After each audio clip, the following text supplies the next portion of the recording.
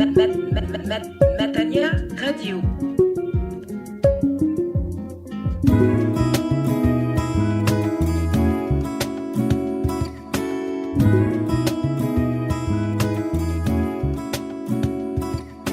Chers auditeurs et auditrices de Radio Matania, continuons de faire de l'Éternel nos délices au travers de sa parole. Nous faisons maintenant place à la prédication. Prédication donnée le 6 janvier 2019 par le pasteur Claude Missilimbazi de l'église Matania à Corbeil-Essonnes en France. Elle a pour titre « Dieu est celui qui bénit » et pour texte de référence Nombre chapitre 22 à 24. Je vous encourage à prêter une oreille attentive à ce message.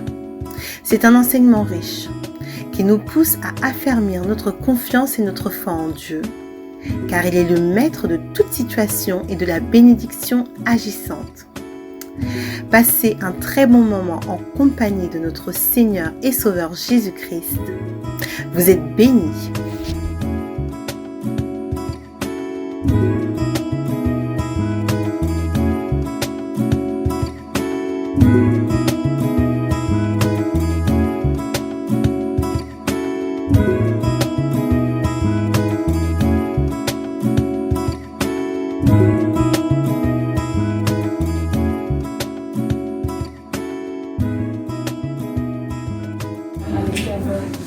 Vous pouvez rester debout, on va prendre vos Bibles, bien sûr. On a affaire ce matin à 3 chapitres, mais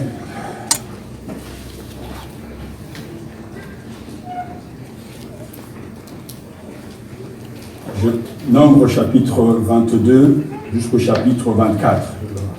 Si on se mettait à lire tous ces chapitres, on aura déjà fini le temps parti pour la prédication. Mais j'aimerais que ce matin, vous soyez très concentrés sur ce que je vais nous dire, car c'est important de commencer cette année avec cette parole. Ce texte est très riche, a nécessité beaucoup de temps aussi, mais ça en vaut la peine, vu l'ampleur et la richesse de ce que Dieu veut communiquer à son peuple. Je vais simplement relever de ce texte, qu'on le lira au fur et à mesure, quelques versets. Nombre chapitre 22. On va d'abord lire les 7 premiers versets. Nombre chapitre 22, versets 1 à 7. Écoutons et accueillons la parole du Seigneur. Amen. Les fils d'Israël repartirent, ils campèrent dans la plaine de Moab, au-delà du Jourdain, à la hauteur de Jéricho. Balak, fils de Sibor, vit tout ce qu'Israël avait fait aux Amorites. Moab fut très inquiet en voyant ce peuple si nombreux. Moab fut pris de panique à la vue des fils d'Israël et dit aux anciens de Madian, « Cette multitude va maintenant tout brouter autour de nous comme un bœuf broute l'herbe des champs. » Balak, fils de Sibor, était roi de Moab en ce temps-là. Il envoya des messagers auprès de Balaam, fils de Béor, à Pétor sur le fleuve, son pays d'origine, pour lui porter cet appel. Nous avons là un peuple sorti d'Égypte qui couvre la surface de la terre. Le voilà établi en face de moi. Viens donc, je t'en prie, et maudis-moi ce peuple, car il est plus puissant que moi. Peut-être arriverai-je alors à le battre et à le chasser du pays. Car je le sais, celui que tu bénis est béni, et celui que tu maudis est maudit. On va beaucoup plus loin. Chapitre 23.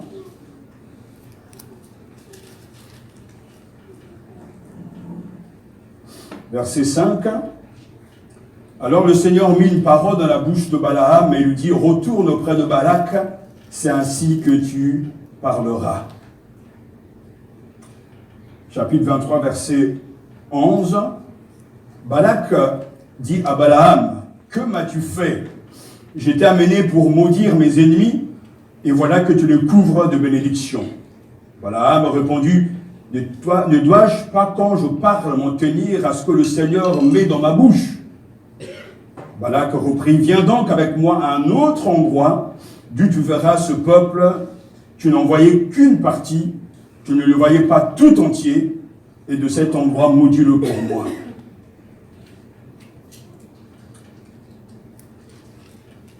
Chapitre 23, toujours, versets 25 à 26. Balak dit à Balaam, « Si tu ne le maudis pas, du moins ne le bénis pas. » Et Balaam lui répondit, « Ne t'avais-je pas dit, je ferai tout ce que dira le Seigneur. » Chapitre 24, verset 1. Balaam vit qu'il plaisait au Seigneur de bénir Israël. Il n'alla donc pas comme les autres fois à la recherche des présages, mais se tourna face au désert. Levant les yeux, Balaam vit Israël qui comptait par tribu. L'Esprit de Dieu vint sur lui et il prononça son incantation en ces termes. Verset 10 du chapitre 24. Balak se mit en colère contre Balaam. Il frappa des mains et lui dit, « J'ai été appelé pour maudire mes ennemis, et voici la 3e fois que tu les couvres de bénédictions. Puisqu'il en est ainsi, va-t'en dans ton pays, j'avais dit que je te comblerais d'honneur, mais voilà, le Seigneur te prive de ses honneurs. » Verset 25 du chapitre 24. Balaam s'en alla et retourna dans son pays, et Balak s'en alla de son côté. Amen. Amen. Amen. Prions le Seigneur. Notre Père, notre Dieu, tu es le Dieu qui bénit, Amen. dont la bénédiction est agissante. Nous sommes heureux d'avoir reçu de ta part ce message. Amen. Je suis heureux de le délivrer en ton nom. J'ai besoin de ta grâce. Et le peuple ici et ailleurs ont besoin de ta grâce. Amen.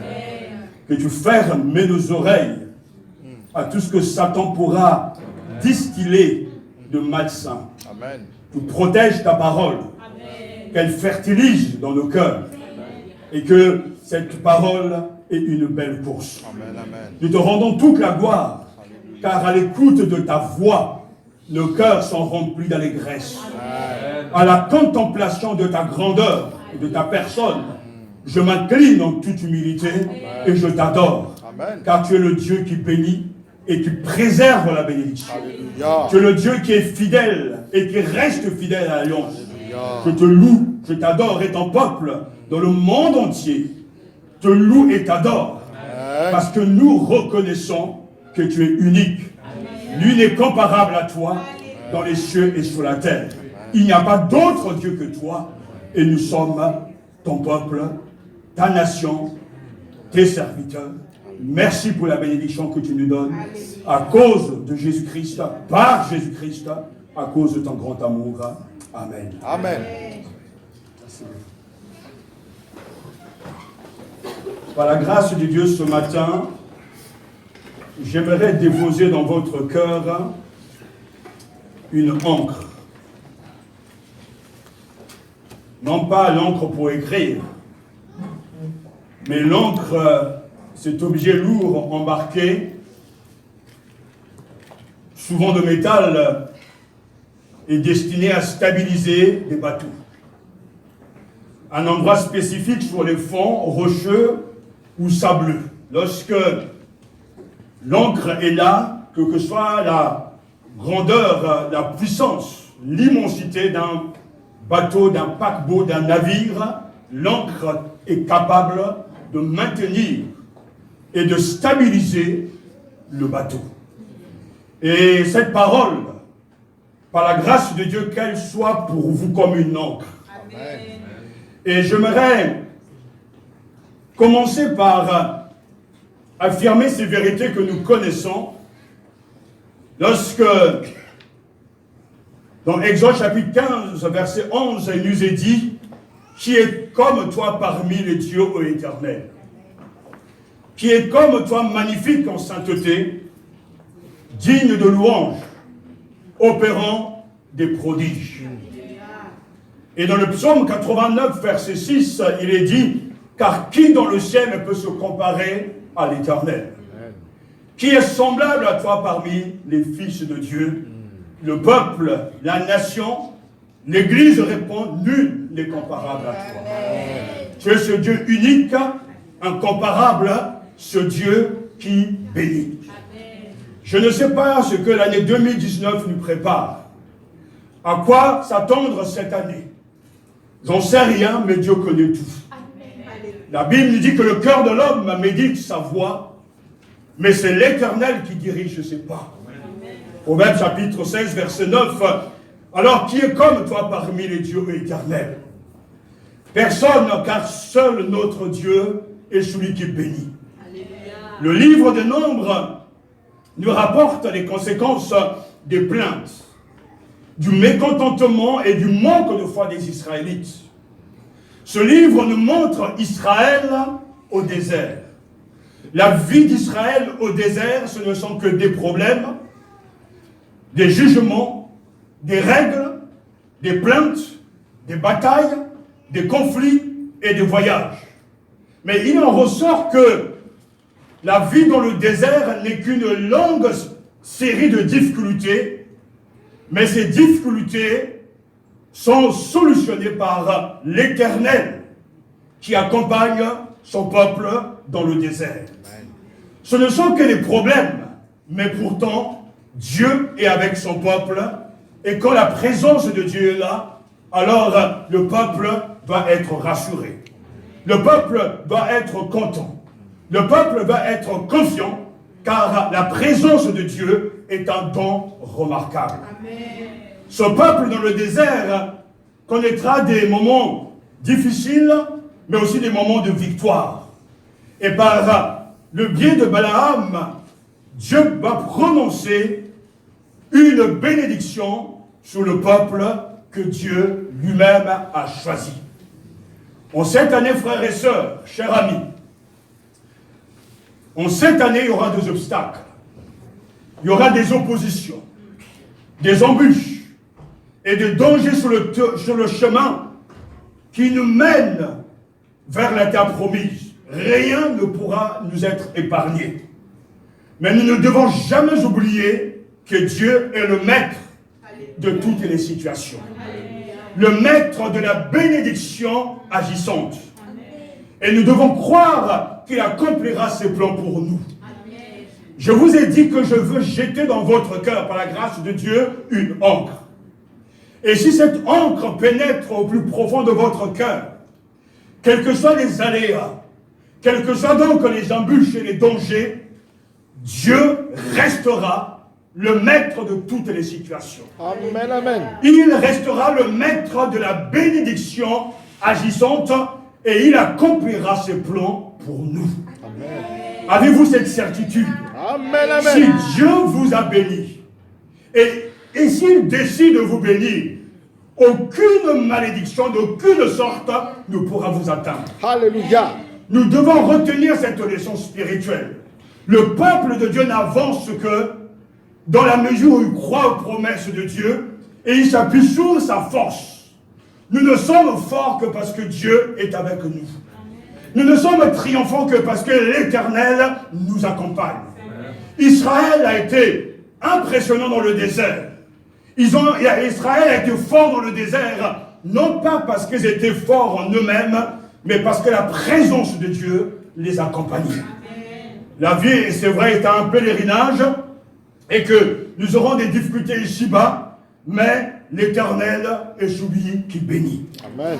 Le récit de Balaam est très étonnant. Il explique comment Yahvé, Dieu d'Israël, devient le maître de la bénédiction agissante. J'aimerais que ce soit clair. Je ne prêche pas ce matin l'évangile de la prospérité.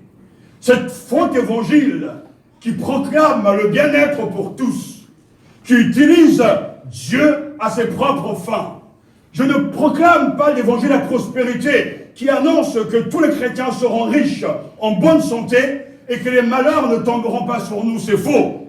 Mais j'annonce et je proclame un Dieu souverain, un Dieu qui maîtrise le cours de l'histoire, qui est le maître de toutes les situations et qui même dans le désert gardera ses enfants et protégera les siens, car c'est un Dieu qui ne peut se régner.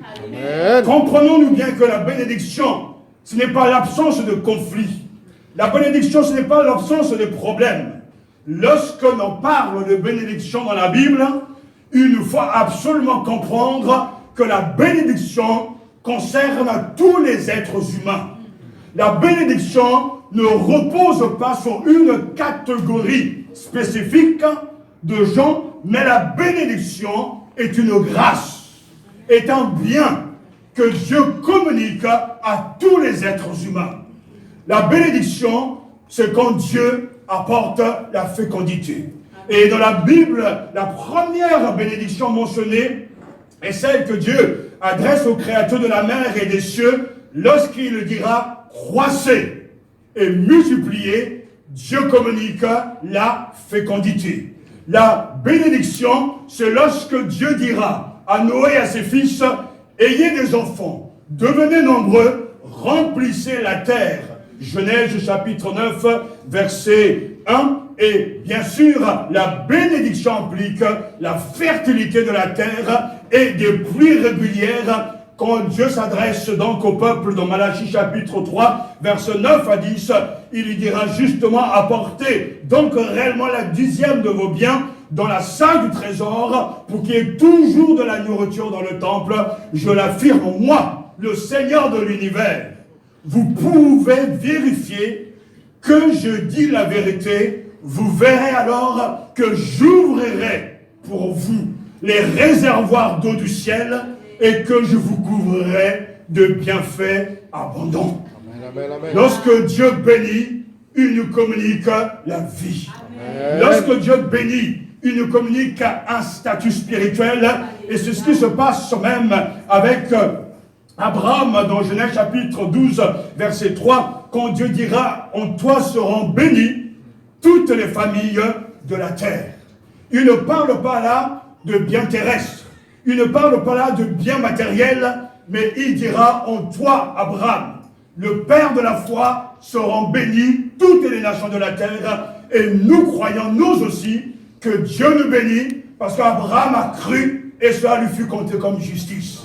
Et nous sommes devenus les fils, les petits-fils d'Abraham, notre Père, parce que nous aussi, nous croyons en Dieu et que nous croyons en sa parole. Amen. Lorsque la bénédiction de Dieu est là, il y a cette fécondité. Lorsque la bénédiction de Dieu est là, Dieu protège ses enfants.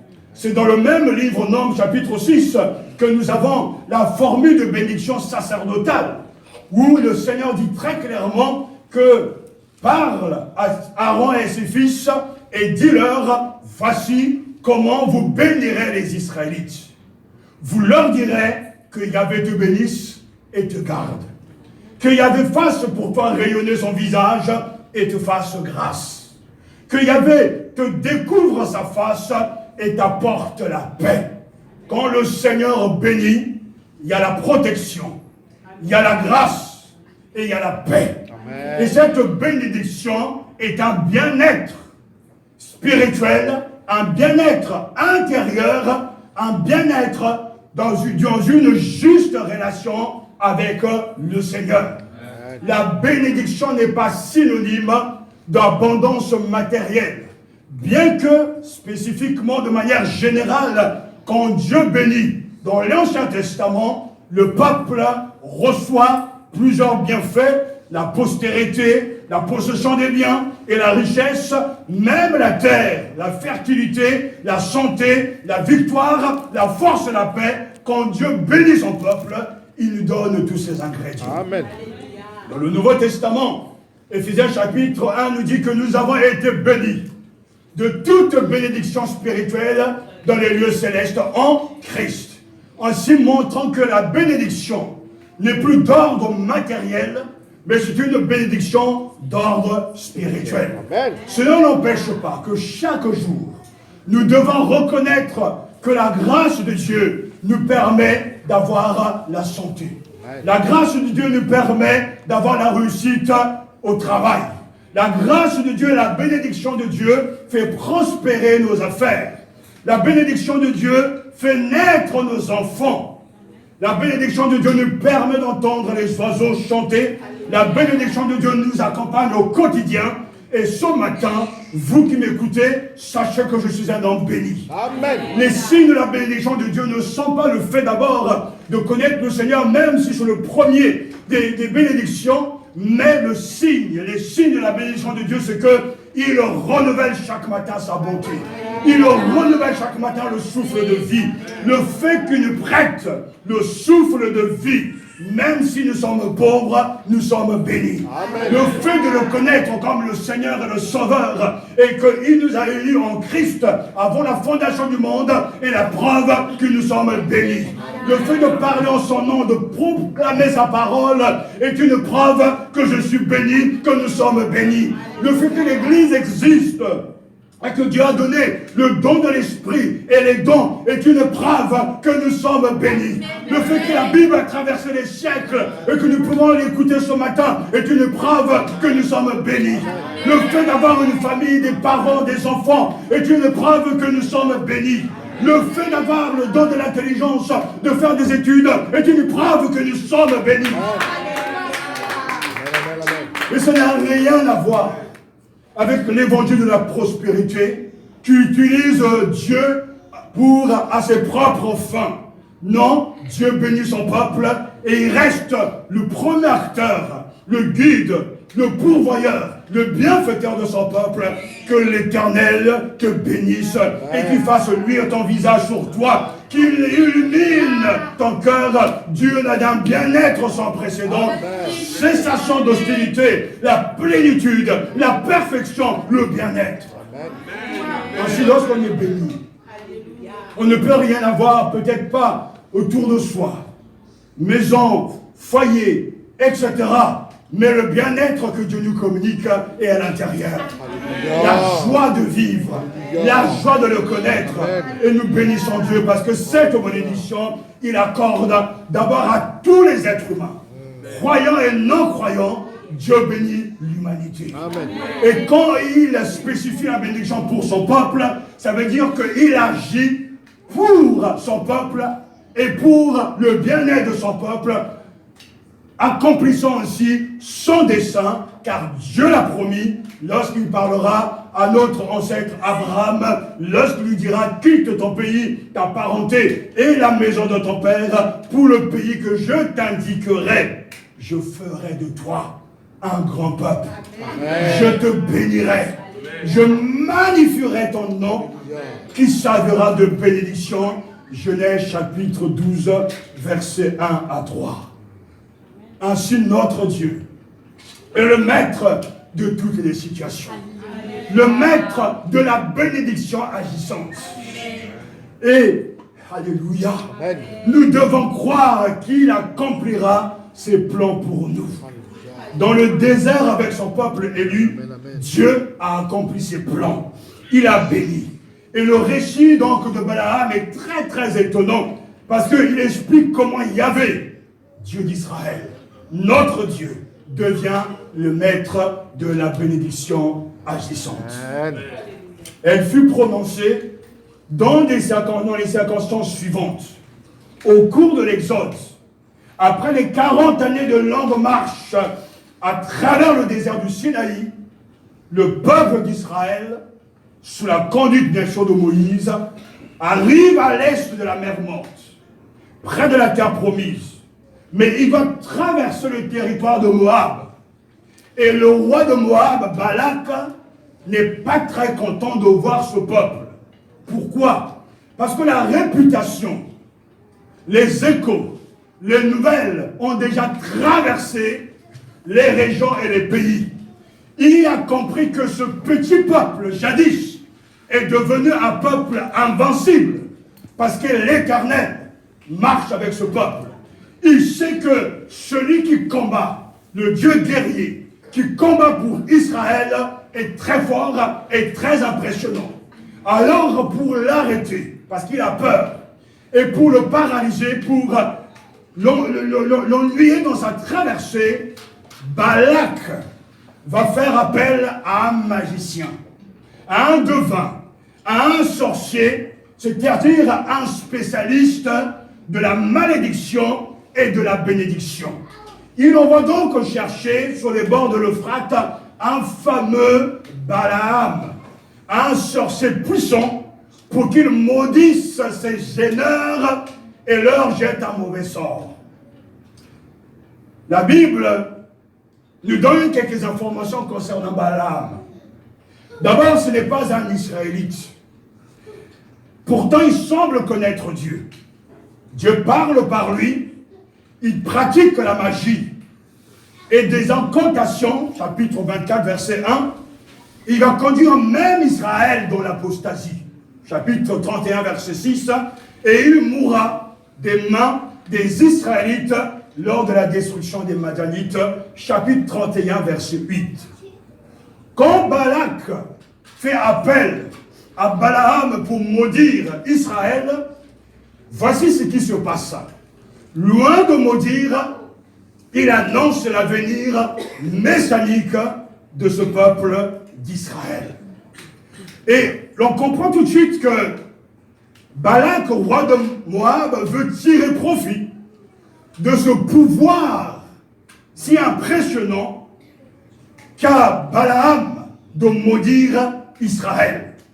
Mais dans cette tension, Dieu va montrer que, quels que soient les desseins d'un homme, d'une puissance, de quelque Dieu que ce soit, il est le maître des situations. Alléluia. Ce qu'il a prédestiné, lui, s'accomplira. Et on va assister à plusieurs scènes d'humour, où, à force de vouloir forcer la malédiction, Dieu va utiliser Balaam afin de bénir son peuple. Je veux vraiment que nous suivons à la lettre ces chapitres, parce que les éléments clés de ce récit sont les suivants.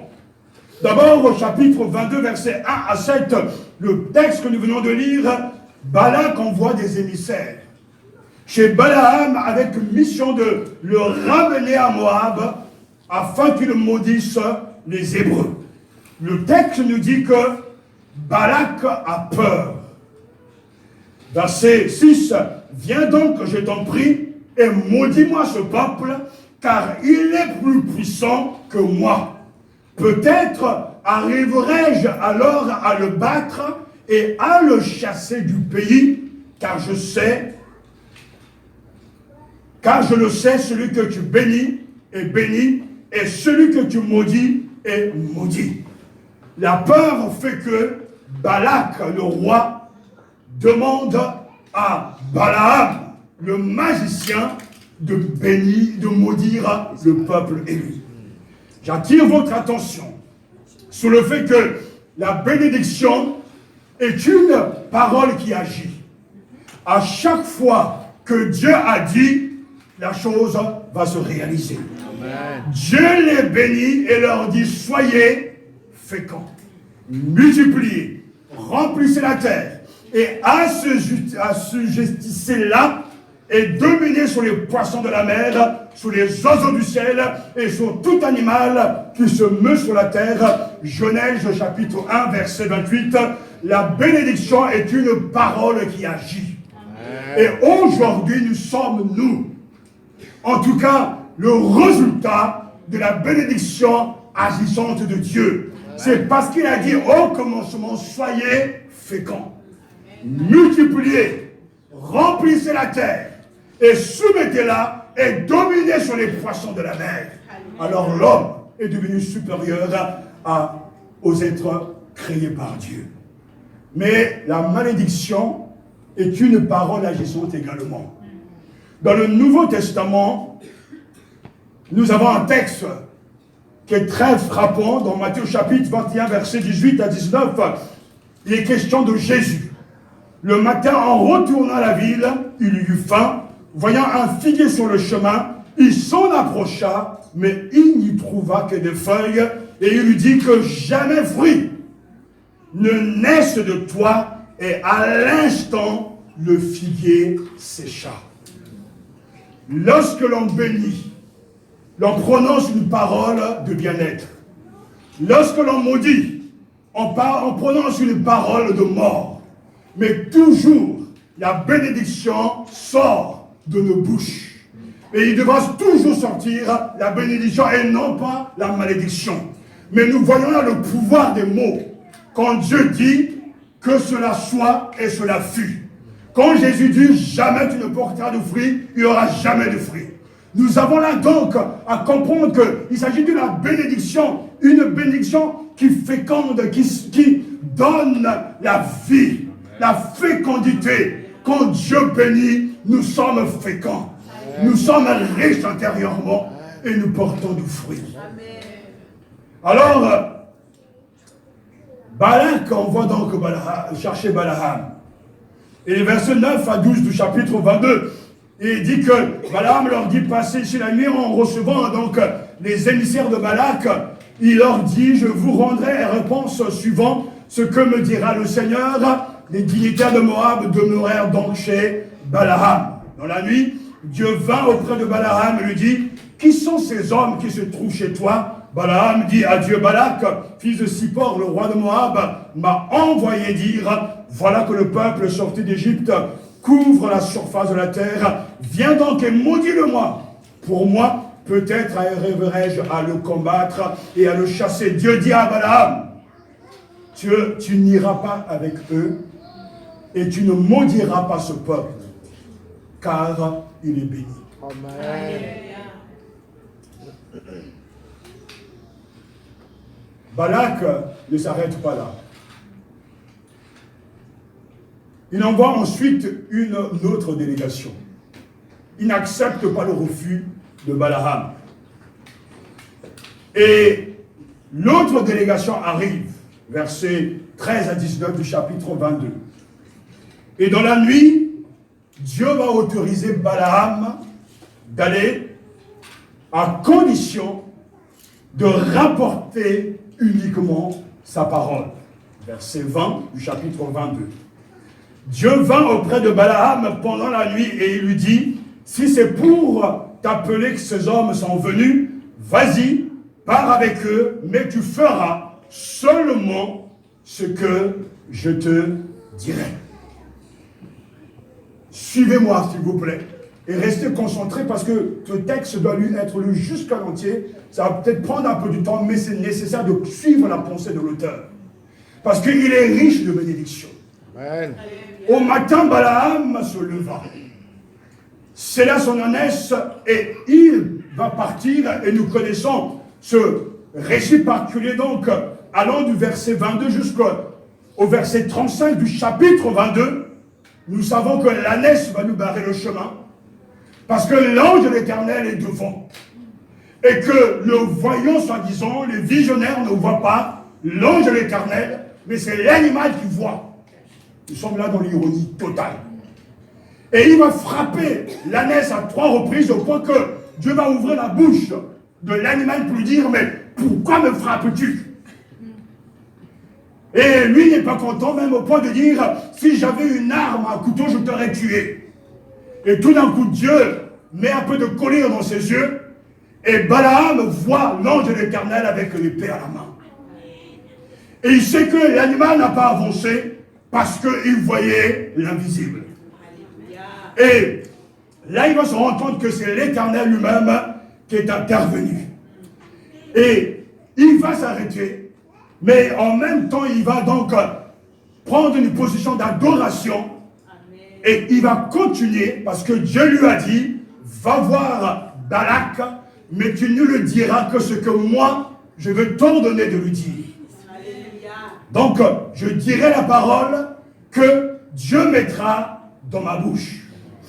Ils avancent en apprenant que Balaam venait, Balak vint à sa rencontre. Verset 36. À Ir Moab, sur la frontière marquée par l'Arnon, à la limite de son territoire.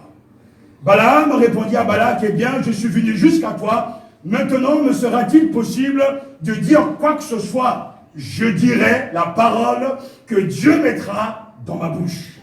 Balaam partit avec Balak et ils arrivèrent à Kiria-Usso, chapitre toujours 22, versets 38 à 39. Et Balak et Balaam vont offrir des sacrifices à l'Éternel, à leur Dieu. Nombre chapitre 23, versets 1 à 4.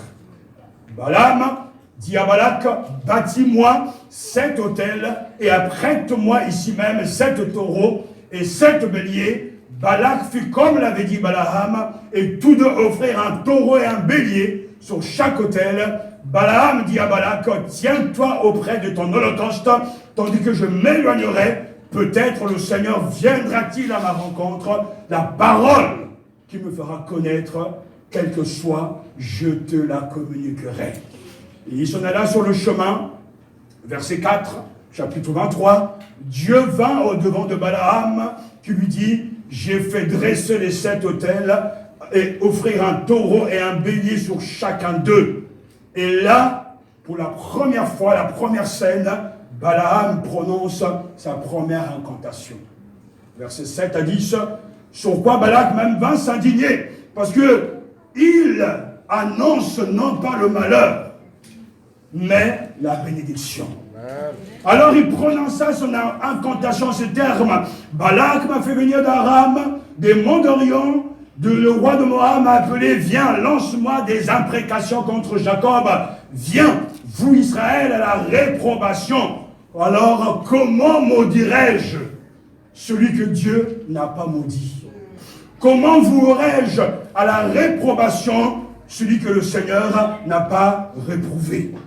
Quand du sommet de rocher, je le regarde, quand du haut des collines, je l'observe, je vois un peuple qui demeure à l'écart et ne se range pas au nombre des nations. Qui pourrait compter la poussière de Jacob et le nombre des multitudes d'Israël? Que je meure moi-même de la mort des justes et que ma fin soit semblable à la sienne. Au lieu de maudire, Balaam bénit le peuple de Dieu. Balak n'est pas content. Ce n'était pas là, en tout cas, le projet. Ce n'était pas là le deal. Alors, au verset 11, il réagit. Mais que m'as-tu fait? Je t'ai amené pour maudire mes ennemis.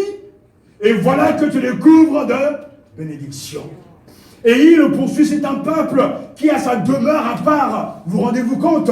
C'est un peuple qui a sa demeure à part. C'est un peuple qui a sa demeure à part et qui ne fait point partie des nations. Comment pourrais-je maudire ce que Dieu ne maudit pas? Comment pourrais-je oser toucher l'élu de Dieu? C'est un peuple qui a sa demeure à part. Alléluia. Cela veut dire que c'est un peuple qui vit à part. Vivre à l'écart est pour Israël une exigence de sa foi.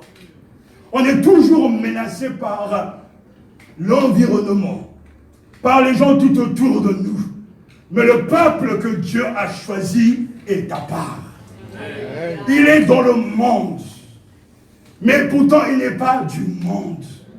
Dieu l'a choisi. Et Dieu est avec son peuple. Et Dieu est en train de le bénir.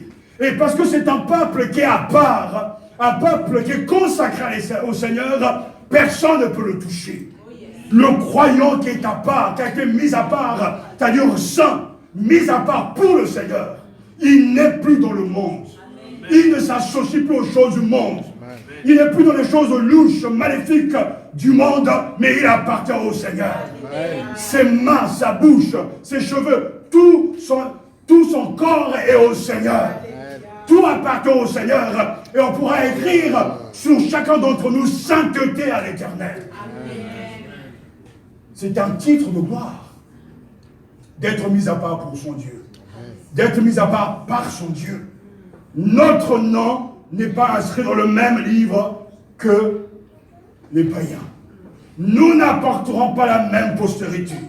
Nous ne nous dirigeons pas vers le même lieu et nous ne nous confierons pas dans le même guide. Dieu est notre guide. Dieu est notre pourvoyeur. Je ne peux pas le toucher. C'est un peuple mis à part. Sa demeure est à part. Ce matin, tu veux être béni de la bénédiction du Seigneur. Tu dois être à part. Tu dois être consacré. Tu dois renoncer une fois pour toutes à toi-même, Et le mot d'ordre de cette année est très clair. Si quelqu'un veut devenir mon disciple, il doit renoncer à lui-même. Il s'agit d'abandonner sa vie terrestre, ses ambitions terrestres, pour vivre la vraie et la réalité céleste. C'est un peuple qui a sa demeure à part. Alléluia. Amen, amen. Au chapitre toujours 23, verset 1, verset 11 à 17, il y a la réaction de Balak. L'attitude de Balaam inspire au roi Balak la réflexion suivante. J'ai l'impression que lorsque j'ai emmené Balaam à un certain niveau, à un certain endroit, il n'a vu qu'en fait une partie du peuple d'Israël. Alors Balak s'est dit, je veux l'amener à un autre endroit pour qu'il y ait une vision beaucoup plus globale. Là, il vient de bénir une partie du peuple, mais je veux l'envoyer de l'autre côté pour que l'autre partie qui n'a pas été bénie soit en tout cas sous la coupole de la malédiction. Mais il y a de quoi sourire. Alors il dit, Balak lui dit, viens donc avec moi dans un autre endroit, d'où tu le verras, tu n'en verras qu'une partie, tu n'en verras pas la totalité, et de là, maudis-le-moi s'il te plaît. Et en fait, la scène se répète.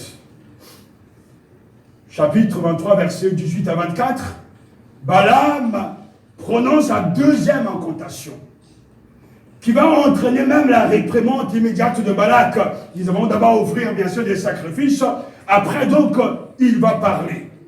Et il y aura la réaction, toujours, bien sûr, de Balak. Et la deuxième incantation, on écoute Balaam prononçant son oracle et dit, lève-toi Balak, écoute, prête-moi l'oreille, fils de Tsibor. Dieu n'est point un homme pour mentir, ni fils d'homme pour se repentir, ce qu'il a dit. Ne le fera-t-il pas? Ce qu'il a déclaré, ne l'exécutera-t-il pas? Voici, j'ai reçu l'ordre de bénir. Amen. Il a béni et je ne le revoquerai point. Il n'a point d'iniquité en Jacob, il ne voit point d'injustice en Israël. L'Éternel, son Dieu, est avec lui. Il est son roi, l'objet de son allégresse. Dieu les a fait sortir d'Égypte, il est pour eux comme la vigueur du buffle. Alléluia. L'enchantement ne peut rien contre Jacob, ni la divination contre Israël. Au temps marqué, il sera dit à Jacob et à Israël quelle est l'œuvre de Dieu. C'est un peuple qui se lève comme une lionne et qui se dresse comme un lion. Il ne se couche point jusqu'à ce qu'il ait dévoré la proie et qu'il ait bu le sang des blessés. Au lieu de maudire, il affirme que Dieu est avec son peuple. Il affirme que les incantations, les diableries n'ont pas pouvoir sur le peuple marqué par Dieu. Amen, amen, amen. Oh, c'est l'œuvre de Dieu. C'est merveilleux de savoir que Dieu protège son peuple. J'attire votre attention sur le verset 19. Dieu n'est pas un homme pour qu'il le monte, ni fils d'Adam pour qu'il se rétracte. Est celui qui dit et ne fait pas, qui parle et n'accomplit pas. Non, Dieu n'est pas un menteur. Notre Dieu est celui qui dit la vérité et qui est vérité. Amen. Alléluia. Il se révèle tel qu'il est réellement. De sorte que sa révélation est absolument digne de confiance. La Bible nous dit très clairement qu'il n'y a pas de contradiction en Dieu. Il y a des choses que Dieu ne peut pas faire. Il ne peut pas mentir, ni pécher, ni changer, ni se régner lui-même. Il ne peut pas faire des choses contradictoires. Dieu est un Dieu fidèle. Et il bénit son peuple par la bouche de Balaam, alors qu'à l'origine, il s'agissait d'une malédiction pour dire l'Éternel, son Dieu, est avec lui, il est son roi, et même il est l'objet de son allégresse. Et pourtant, dans le désert, les Israélites n'ont jamais manqué l'occasion de contrarier Dieu. de pécher contre l'Éternel, mais il y a là un aspect de la grandeur de Dieu. Parce que Dieu a parlé, Dieu s'est engagé avec Abraham, a fait alliance avec son peuple, il a décidé envers et contre tout de rester fidèle. C'est un Dieu fidèle, un Dieu vrai. Et en vertu justement de cette alliance, il poursuit inlassablement, alléluia, son projet de bénir, de faire prospérer et de faire rayonner Israël pour que les autres nations soient touchées. Cette fidélité a une signification extrêmement pratique pour le peuple de Dieu parce qu'elle est le fondement de sa confiance, de son espérance et la cause de sa joie, sachant que Dieu est fidèle et qu'il ne peut se régner lui-même. Tout ce qu'il a à dire à mon sujet, tout ce qu'il dit sur ses propres enfants, s'accomplira. Et cela ne dépend jamais de nous-mêmes, de notre attitude, mais cela dépend toujours de son caractère. Alléluia! Dieu ne change pas. Et cela me sauve, nous libère du désespoir et nous donne de gagner en courage, de persévérer en dépit des échecs, remplis d'une attente joyeuse, car ce qu'il a promis, il accomplira. Dieu n'est pas un homme pour mentir. Que Dieu dépose cette encre dans votre cœur. La Bible nous dit que Dieu est fidèle. Lui qui vous a appelé à la communion de son Fils Jésus-Christ, notre Seigneur, 1 Corinthiens chapitre 1, verset 9, et dans Hébreux chapitre 6, verset 17 à 18, il est écrit, c'est pourquoi Dieu voulant montrer avec plus d'évidence aux héritiers de la promesse l'immuabilité de sa résolution, intervient par un serment, afin que, par deux choses immuables dans lesquelles il est impossible que Dieu monte, nous trouvions un puissant encouragement, nous, dont le seul refuge a été de saisir l'espérance qui nous était proposée. Retenons fermement la profession de notre espérance. Car celui qui a fait la promesse est fidèle. Hébreux chapitre 10, verset 23. Le cœur du croyant doit être rempli de joie. Amen. De savoir que soit le projet satanique, Dieu connaît les siens. Amen. Ce qui se trame dans l'ombre n'atteindra jamais celui que Dieu a choisi. Amen. Parce que Dieu garde et protège son peuple. Amen. Alléluia. Par-ci, par-là, les difficultés ne vont jamais manquer. On n'observe pas de calamité en Jacob. On ne voit pas de souffrance en Israël. Le Seigneur, son Dieu, est avec lui. Est-ce que Dieu est avec toi? Amen. Balak dit à Balaam, si tu ne le maudis pas, du moins, ne le bénis pas. Et Balaam lui répondit, ne t'avais-je pas dit, je ferai tout ce que dira le Seigneur.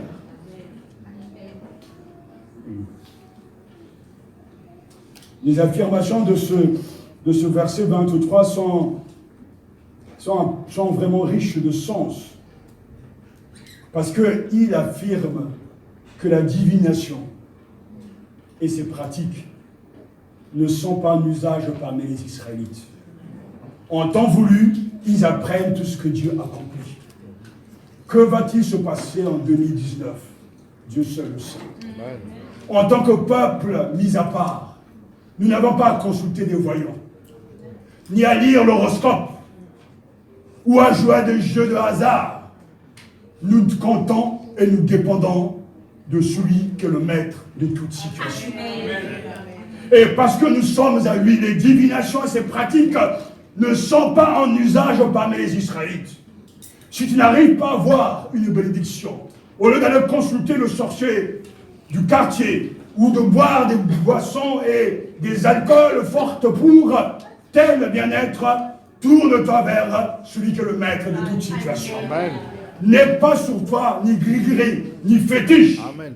Ne consulte pas et ne fréquente pas les gens qui te donneront des choses occultes. Mais tu dois te tourner vers le Seigneur. Ta protection, c'est le Seigneur. Lorsque tu es dans le besoin, tourne-toi vers lui Parce que la divination et ses pratiques n'ont pas de place parmi le peuple de Dieu. Amen. Nous sommes un peuple à part. Amen. Un peuple marqué, un peuple protégé par celui qui voit tout. Alléluia. Et il y a des gens qui sont toujours dans les choses occultes. Il n'y a pas d'augure qui puisse quelque chose contre Jacob, ni de divination. Et quand Dieu va te parler, il nous dit ce verset justement 23, et qui en même temps fait écho à Deutéronome 18, quand Dieu te parle, il ne fait pas venir un mort d'entre les morts. Mon époux cette semaine me parlait d'une expérience d'une femme qui a soi-disant, c'est très courant, c'est devenu tellement courant, qui est décédé, qui a vu Jésus soi-disant, et qui est revenu, a commencé à bombarder, à interdire tout. Et je dis à mon épouse, c'est encore des âneries comme d'habitude. Il y a toujours une bande des gens là qu'ils écoutent, lorsqu'ils entendent un tel est décédé et Dieu l'a ressuscité entre guillemets. Ces gens vont toujours aller là-bas pour écouter des prophéties, des paroles, toutes des interdits, alors que bibliquement ça ne tient pas la route. Dieu, quand il parle, il ne parle pas par des visions, par des songes, il parle par sa parole. Il parle par sa parole. Jadis, dans l'Ancien Testament, il parlait via le prophète. Et le prophète parle au nom du Seigneur, mais aujourd'hui, de l'autre côté de la croix, quand Dieu ne parle, il n'y a plus question de divination, il n'y a plus question d'un esprit qui va dans le monde spirituel, mais ouvrez vos Bibles et lisez avec l'intelligence spirituelle, avec le Saint-Esprit, et vous connaîtrez Dieu. Amen, amen, amen. Je n'écarte pas le fait que Dieu a donné à l'Église des dons, des prophètes, des ministères, et que nous pourrons avoir le don des songes, le don des visions. Mais à aucun moment, les visions et les songes vont nous guider dans le choix et dans la direction de l'Église. C'est en écoutant la parole. À l'instant même où je suis en train de vous parler de la part du Seigneur, je vous transmets le cœur de Dieu. Je vous transmets des dons. Et je vous transmets des bénédictions. C'est à vous de les recevoir et de les garder dans votre cœur. Car Dieu ne cesse de parler. Et c'est pour ça que quand Dieu bénit, certains, bien sûr, n'arrivent pas à comprendre sa bénédiction. Le diable peut maudire ceux que le Seigneur bénit. Il peut maudire ceux que le Seigneur bénit. Mais cette malédiction ne marche pas. Amen. Car Dieu garde les siens. Est-ce que vous vous imaginez un seul instant, le maître de l'univers va être complètement secoué, volé par le diable que lui-même au début a créé et qui se rebellait? Non, Yahvé unique. Amen. Si nous sommes avec lui, personne ne pourra être contre nous. En fait, tous pourront être contre nous, mais nous serons toujours les plus forts. Amen, amen. Parce que le maître de l'univers, le maître de toute situation, a agi afin d'accomplir ses projets. Je n'ai pas peur.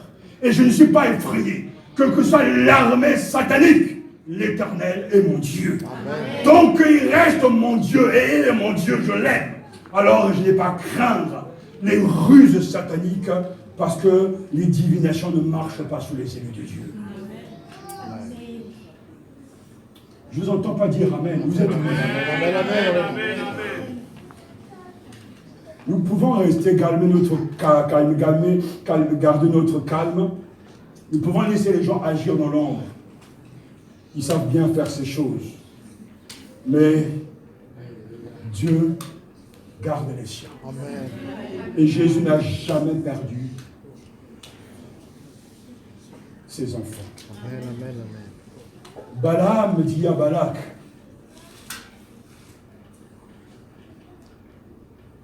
ne t'avais-je pas dit, je ferai tout ce que dira le Seigneur.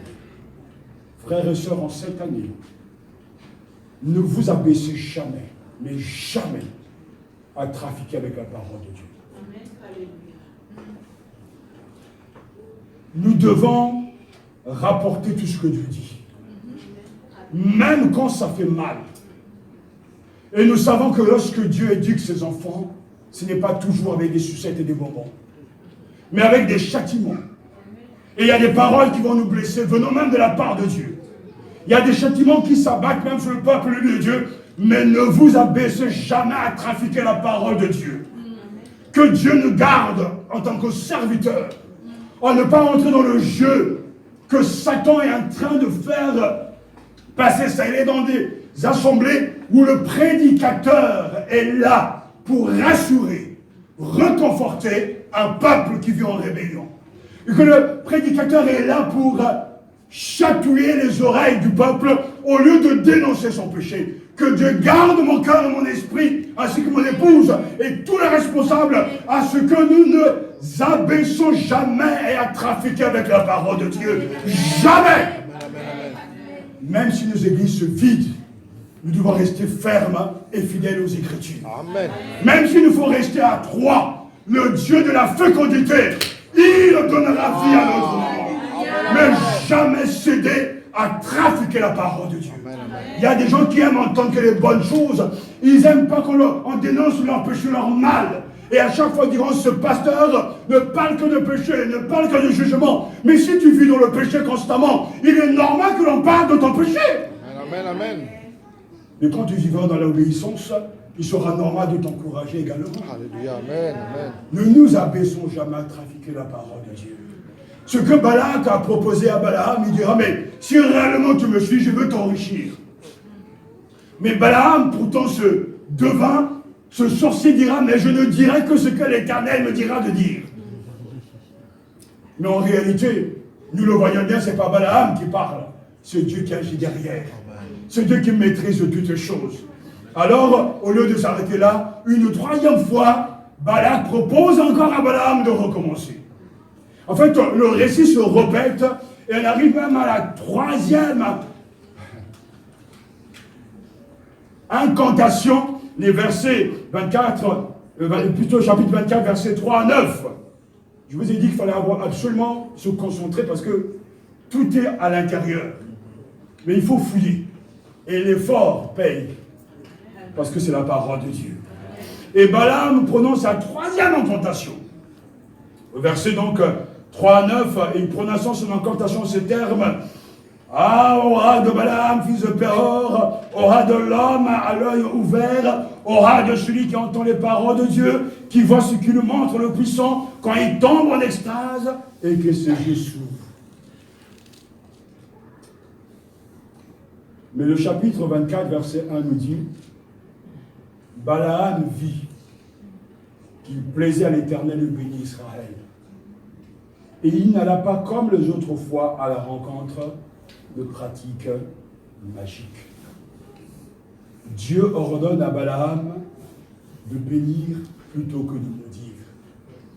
Et là, pour la troisième fois, c'est très étonnant, Balaam ne consulte même pas Dieu. Il se laisse envahir par l'Esprit du Seigneur. Il fut saisi par l'Esprit du Seigneur et proclame la troisième bénédiction. Mais selon Balak, c'est la malédiction. Mais pour nous, c'est une bénédiction. Qu'elles sont belles tes tentes. Jacob, tes demeures, Israël, elles se répandent comme des torrents, pareil à des jardins au bord d'un fleuve, à de l'aloès planté par le Seigneur, à des cèdres au bord de l'eau. L'eau déborde de ses eaux, des sémailles sont copieusement arrosées. Son roi l'emporte sur Agag, sa royauté s'élève. Dieu l'a fait sortir d'Égypte. Il possède la force du buffle. Il dévore les nations adverses. Il leur brise les os, les atteint de ses flèches. Il s'accroupit, il se couche comme un lion, tel un fauve. Qui le fera lever? Béni soit qui te bénira et maudit qui te maudira. Là, on atteint le sommet de la patience de Balaam. Il est vraiment en colère.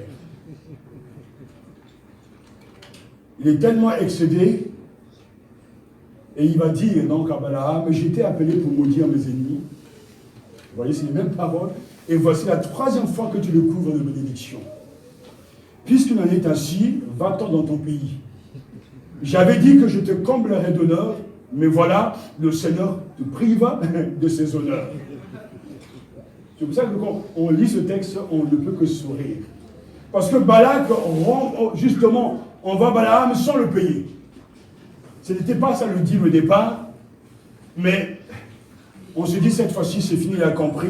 Mais malgré l'obstination du roi de Moabite, Balaam ne parvient qu'à couvrir Israël de bénédictions parce que Dieu, le maître de cette situation, le maître de la bénédiction agissante, œuvre aux coulisses pour accomplir ses plans. Alléluia. Et Balaam justement profère un dernier oracle. Et là, c'est vraiment la totale. Balak se met en colère et chasse Balaam. Et celui-ci le replique, l'avait averti. Je t'avais dit, c'est moi, je ne parle que de la part de Dieu. Mais avant de rentrer chez lui, là, carrément, ouf, il met le point final à tout ce qui est en train de se passer. Balaam annonce la montée de l'étoile de David. Au chapitre 24 toujours, versets 15 à 19. Et maintenant, voici je m'en vais vers mon peuple, voici je t'annoncerai ce que ce peuple fera à ton peuple dans la suite des temps. Balaam prononça son oracle et dit, parole de Balaam, fils de Béor, parole de l'homme qui a l'œil ouvert, cette fois-ci. Parole de celui qui entend les paroles de Dieu, de celui qui connaît les desseins du Très-Haut, de celui qui voit la vision du Tout-Puissant, de celui qui se prosterne et dont les yeux s'ouvrent. Je le vois. Même, non maintenant, je le contemple, mais non de près, un astre sort de Jacob, un sceptre s'élève d'Israël, il perce les flancs de Moab et il abat tous les enfants de Seth. Ils seront maîtres d'Édom, ils seront maîtres de Ser, ses ennemis. Israël manifeste sa force. Celui qui sort de Jacob règne en souverain. Il fait périr ceux qui s'échappent des villes. Alléluia. C'est le Très-Haut qui annonce l'astre qui sort de Jacob. De qui s'agit-il? Du roi David. Un sceptre s'élève d'Israël. Il perce les flancs de Moab et il abat tous les enfants de Seth. Et c'est vrai aussi qu'il est question de Jésus. Mais avant l'arrivée de Jésus, cet astre est un symbole royal. Et il annonce déjà au roi de Moab, aux Madianites, qu'un roi va venir et il va vous combattre et il va vous massacrer. Alors que Balaam est venu chercher la malédiction de ce peuple, Dieu lui répond, attends, je veux te détruire. Et il lui avertit clairement, c'est pas encore maintenant, mais ça va venir. Et réellement, David viendra, il sera un guerrier puissant, et il combattra au nom de l'Éternel, et il combattra et il battra les Édomites, les Moabites, les Madianites, parce que Dieu est avec lui. Amen. Alléluia.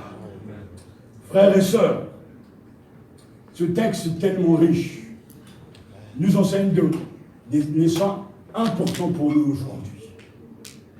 Alléluia. D'abord, pour résumer, Balak symbolise le type d'approche religieuse.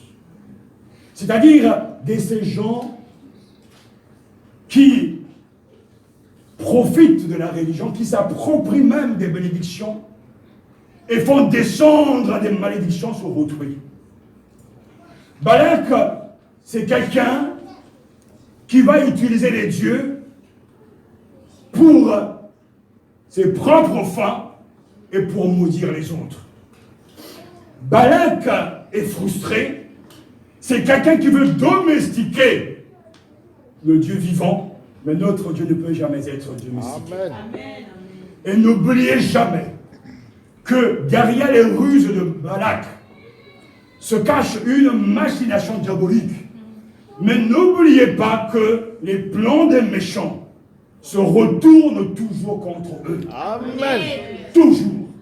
Cela peut prendre 1 an, 10 ans, 20 ans, mais le mal que l'on fait aux autres se retournera toujours contre soi. Le mal que l'on déverse et les malédictions que l'on déverse sur l'autre reviendront toujours comme un boomerang sur toi et sur tes propres enfants. Balak symbolise justement le type de superstitieux des gens qui se cachent derrière une fausse foi qui rabaisse les autres qui veulent par des stratégies diaboliques détruire. Mais tôt ou tard, Dieu renversera toujours leur projet. Amen. Et je bénis Dieu parce que ce matin, Dieu est en train de dire à l'Église, ne sois pas un Balak. Ne sois pas un Balak. Ne sois pas de ce croyant qui entre dans la maison de Dieu. À l'extérieur, passe son temps à maudire, à détruire, à faire du mal aux autres, car tôt ou tard, tu le regretteras. Balaam est le type, le voyant païen, qui sans se rendre compte est entre les mains de Dieu. Dieu l'utilise pour bénir son peuple. Et que malgré ses incantations, la puissance du Très-Haut est capable de changer ses paroles de malédiction en paroles de bénédiction. Soyons convaincus ce matin que Dieu, dans sa souveraineté, maîtrise l'avenir. Dieu maîtrise l'avenir. Il tient ses enfants. Dieu peut surmonter, et il surmonte toujours tout obstacle afin d'arriver à accomplir ses propres projets. Il va renverser les barrières, les embûches, les obstacles dans le but d'accomplir ses projets. Ce qu'il a signé sur moi, ce qu'il a signé sur toi, s'accomplira. Quels que soient les obstacles, il va les surmonter. Mais il arrivera toujours à ses fins. Et ce matin, je me tiens devant vous.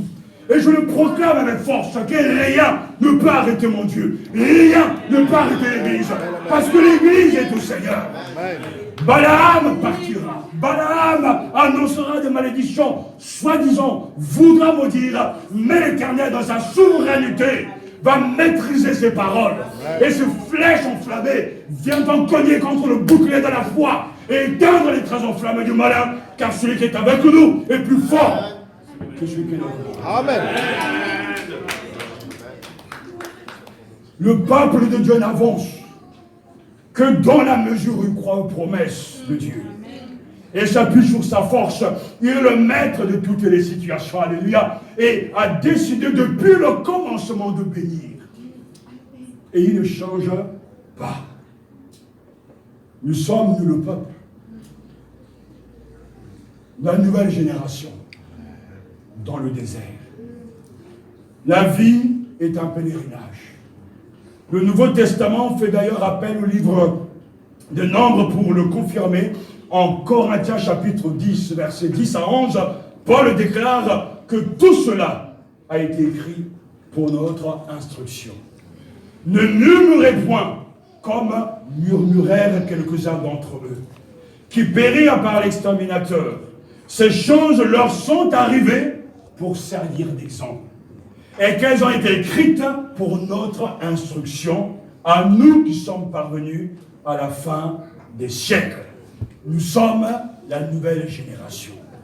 Et nous devons savoir que les épreuves qui ne nous seront jamais épargnées, et que Dieu va utiliser ces moyens en vue de notre éducation. Et qu'en cette année, des obstacles, des oppositions, des embûches, des dangers sur le chemin vers la terre promise ne manqueront pas, mais nous ne devons jamais oublier que Dieu nous guide, même à travers le désert. Il guide son peuple. C'est lui, et c'est très intéressant, qu'il a fait sortir d'Égypte via Moïse, qui le dirige en passant par le Lévitique, où apprenant la sainteté et l'adoration. Et dans le désert, dans le livre de Nombres, Dieu fait don de sa présence. Mais pourtant, les problèmes ne manquent pas. Il dirigera toujours le chrétien, il dirigera toujours le croyant sorti du monde dans sa marche vers la patrie céleste à travers un pays où il est pèlerin et un étranger. Ce matin, nous devons accepter, si nous sommes chrétiens, que nous ne sommes que des voyageurs. Pèlerins et étrangers, nous traversons ce monde. Alors, il ne faut pas s'arrêter. Il ne faut pas construire un abri terrestre, mais il faut investir pour le royaume des cieux. Il faut vivre pour le roi des rois. Et le diable ne peut pas maudire ceux que le Seigneur bénit. Et nous n'avons pas à craindre l'ennemi diabolique lui-même, ni aucun de ses ennemis secrets, dont les paroles sont pleines de tromperie et les projets d'une profondeur insondable, parce que notre Dieu nous gardera. Alléluia. Frères et sœurs, Dieu est l'acteur principal de tout. Amen. Il veut nous encourager par la vision d'un Dieu miséricordieux et fidèle, qui poursuit malgré tous les obstacles, la réalisation de son dessein bienveillant. Amen. Un Dieu qui pardonne, un Dieu qui console, un Dieu qui restaure, un Dieu qui veut bénir son peuple. Et c'est ainsi qu'on le voit, les prophéties des Balaam ont annoncé les bénédictions terrestres et les biens que Dieu accorde à son peuple. Et ces bénédictions lui ont été données. Dieu est le maître de toutes les situations. Amen. Si Dieu vous a béni, et s'il décide de vous bénir, aucune malédiction, d'aucune sorte ne pourra vous atteindre. Amen. Gardez cela à l'esprit durant toute cette année. Je veux vous conseiller d'acheter ce CD de ce message, de relever la proposition générale, de recopier sur un bout de papier et coller ces mots devant vous. Chaque semaine, une fois par semaine, lisez, répétez et priez selon ces paroles. Dieu est le maître de toutes les situations. Le maître de la bénédiction agissante. Nous devons croire qu'il accomplira ses plans pour nous. Alléluia. Il est le maître de toutes les situations. La maladie viendra. La mort viendra. Les souffrances viendront. Et les tracasseries, les embûches. Mais n'oublie jamais que Dieu est le maître de toutes les situations. Amen. Et que cette certitude, comme une encre, vraiment s'enfuit au-dedans de ton cœur. Qui est comme toi parmi les dieux éternels. Qui est comme toi magnifique en sainteté, digne de louange, opérant des prodiges. Car qui dans le ciel peut se comparer à l'Éternel? Qui est semblable à toi parmi les fils de Dieu? Personne. Tu es le Dieu de la création et tu es le Dieu qui bénit. Dieu est le maître de toutes les situations. Mon cœur est rassuré quand Dieu m'a parlé. Parce que quel que soit dans ma vie, dans l'Église, il reste le maître de toutes les situations. Les larmes de l'année passée, il se les essuie aujourd'hui. L'avenir, je ne le connais pas, mais il détient tout dans ses mains. Et je sais que cet avenir ne sera que meilleur. Parce que celui qui nous a appelés depuis le commencement ne nous lâchera jamais en chemin. Il n'a jamais osé lâcher Israël dans le désert malgré leurs péchés. Parce qu'il est fidèle à lui-même. Amen. Il ne lâchera jamais Claude Philippe Missinibadi et sa famille, car il est fidèle à lui-même. Amen. Il ne lâchera jamais son église, car il est fidèle à lui-même. Et je lui fais confiance qu'il va changer toutes choses pour sa gloire. Qui est comme toi parmi les dieux éternels, qui est comme toi magnifique en sainteté, digne de louange, opérant des prodiges. Levons-nous pour l'adorer. Amen, amen. Levons-nous pour nous soumettre à lui. Levons-nous pour le servir. Amen. C'est le moment de répondre au Seigneur. De ne jamais oublier que la vie est un pèlerinage. Que la bénédiction est pour toi également. Prenons le temps à l'instant même de réfléchir. Et je vous conseille de prier, car beaucoup d'entre vous avez une mémoire courte et que Satan a le pouvoir de voler la parole que nous avons entendue. Que cette parole soit comme une encre dans votre âme. Dieu est le maître de toutes les situations. Le maître de la bénédiction agissante. Nous devons croire qu'il accomplira ses plans pour nous. Prie. Alléluia. Offre-toi au Seigneur. Renonce aux divinations. Rejette la malédiction. Confie-toi en l'Éternel de tout ton cœur. Abandonne-toi au Seigneur maintenant. Entre, alléluia, dans sa bergerie. Il te guidera.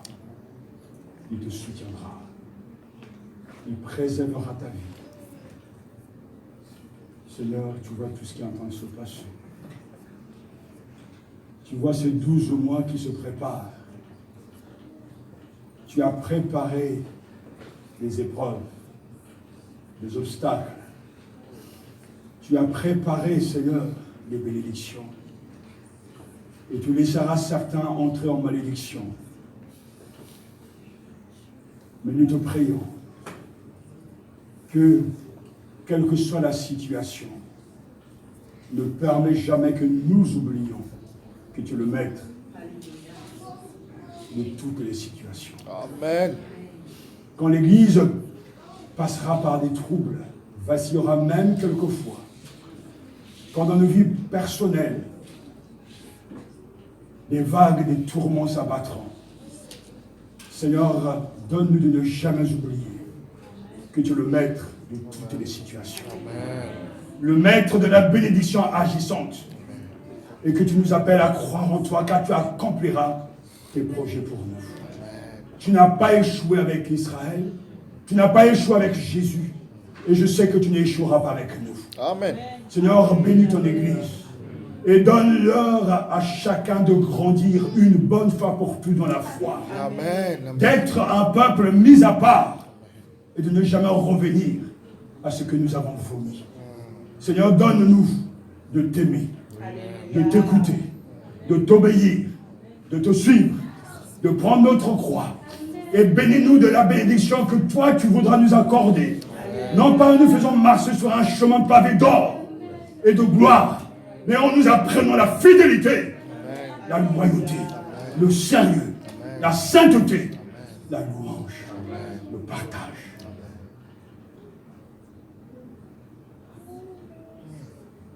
Je sais que tu as béni ton Église. Je sais que tu nous as bénis. Amen. Et nous te remercions. Faisons ce matin une déclaration de foi. Amen. Chacun sort de tes hantises, sort de ta prison. Tourne-toi vers lui de tout ton cœur. Il est le maître de toutes les situations. Amen. Quelle est ta situation ce matin? Si tu es mort spirituellement, ouvre ta bouche et invoque son nom.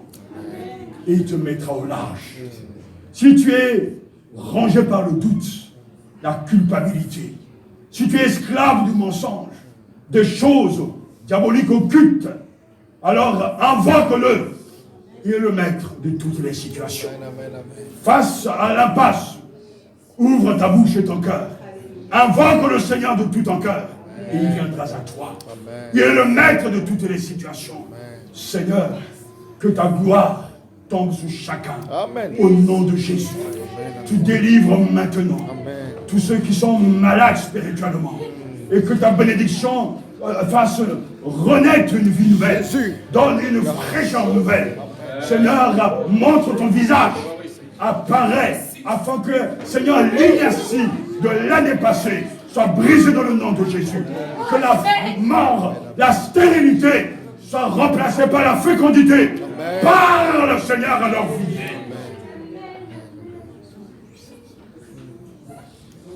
Et que la bénédiction de la fécondité accompagne ton peuple.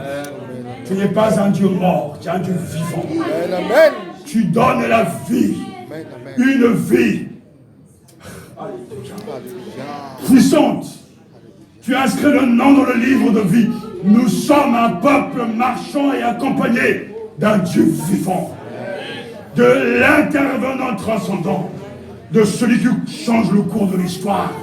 de celui qui parle aux stériles, et ils ont la vie, de celui qui parle pour l'Église, elle triomphe des forces des ténèbres.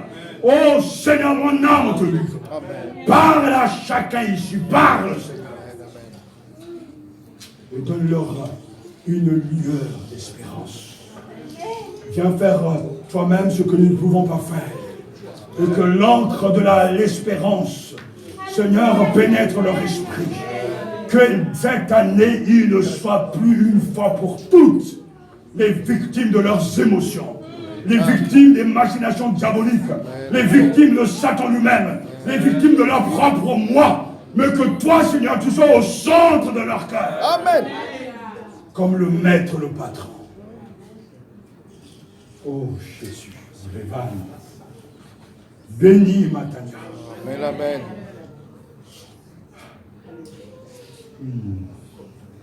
Que nous soyons féconds. Amen. Que nous gagnions de nouvelles âmes. Que nous soyons des porteurs de vie. Oh Dieu dit, soyez féconds. Croissez, multipliez-vous. Que tous ici reçoivent la vie divine. Amen. Et que cette vie féconde, alléluia, Seigneur, c'est la bénédiction de la fécondité que je réclame pour chacun. La mort et la stérilité n'est pas ta signature. Tu es le Dieu de la vie, le Dieu de l'espérance, le maître de toutes les situations. Dans le désert, tu l'as démontré. Et nous sommes la nouvelle génération. Merci notre Père pour tout ce que tu feras. Tu sais pourquoi tu m'as donné cette parole.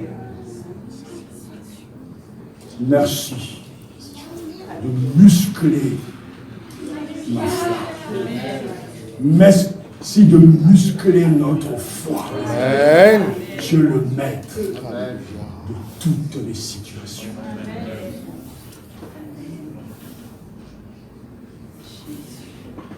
Que le Seigneur vous bénisse tous, vous ici et ailleurs. Que le Seigneur te bénisse toi dans les années qui vont venir, qui entendront sa parole, cette parole. Amen, amen. Que le Seigneur illumine ton visage, qui se communique à toi et qui te donne un bien-être spirituel et physique. Que la paix de Dieu déracine et chasse les inquiétudes de ton cœur. Que la paix de Dieu se déverse dans ton cœur en plénitude. L'Éternel est mon berger. Amen. Je ne manquerai de rien.